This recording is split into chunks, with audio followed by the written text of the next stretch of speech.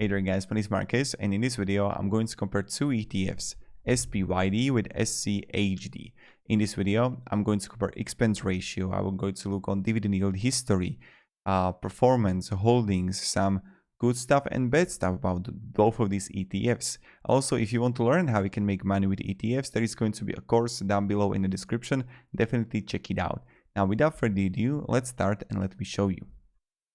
Now, right here we are SPYD versus Schd. What we can learn, what we can find.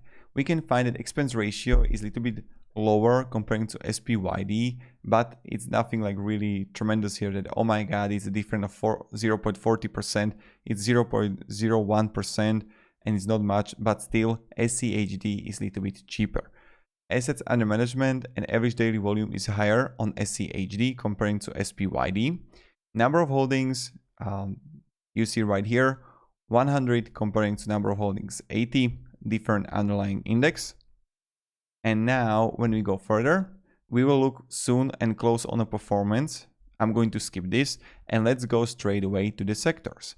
In the sectors, when we can find is financials is 34% comparing to 21%, technology on Schd 19% comparing to utilities 17%, energy 10, consumer non-cyclicals 14, consumer non-cyclicals 9.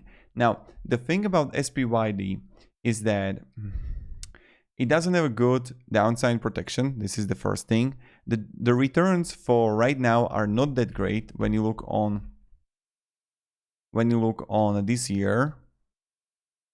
SPYD, look at its last 6 months, and Schd last 6 months.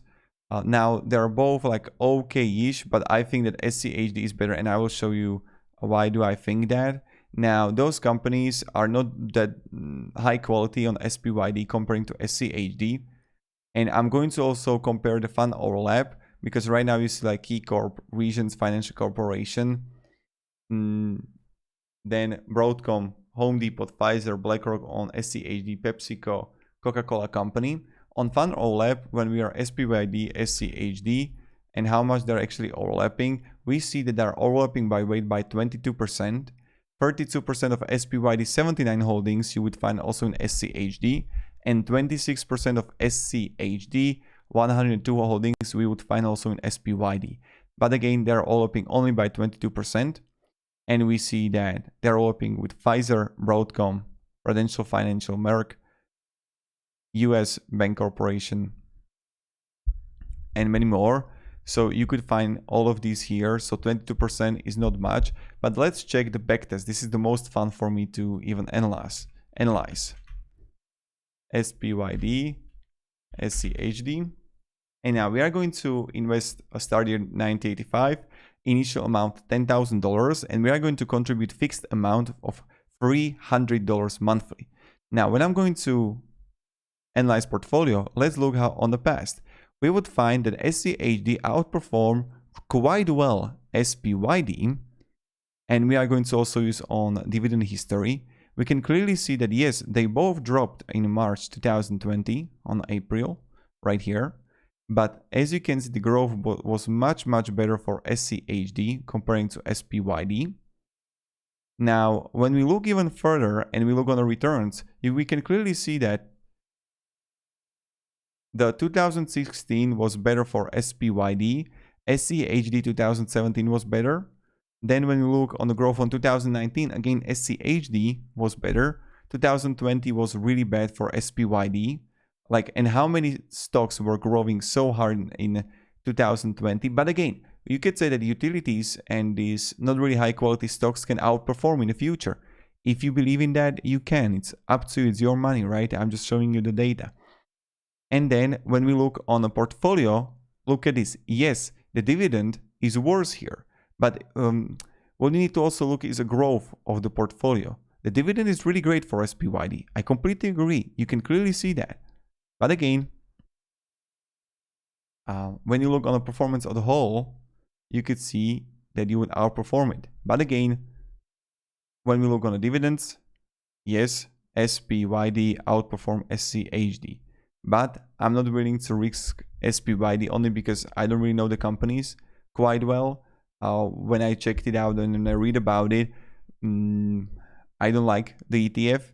I think they are like much better and secured by like DGRO, SCHD. Those are, in my opinion, much better compared to SPYD. SPYD, it's quite risky, and if you're a long-term investor, I don't know. And if you like, let's say that you want to invest and you really like utilities, all right, or like, I don't know, but why not, like, if you really want to risk and make money, choose a triple leverage ETF like TQQQ, and you can do that. But again, I don't know what are your goals, what you want to achieve. So that's pretty much it. Now, if you're gonna have any questions, guys, ask me down in comments, because like this is pretty much it, and I don't know what else to show you. To summarize it, yes, SCHD outperformed SPYD. The dividend was better with SPYD. Now, when you look on a portfolio and the holdings, SPYD with the poor recent returns, no really dividend growth.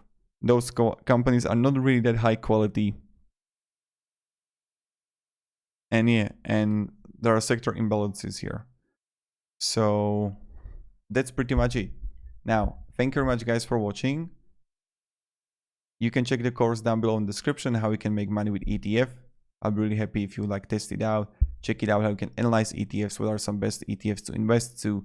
You know how it goes, you know how it is. So thank you very much, guys, for watching, and have a great day, and goodbye. See ya.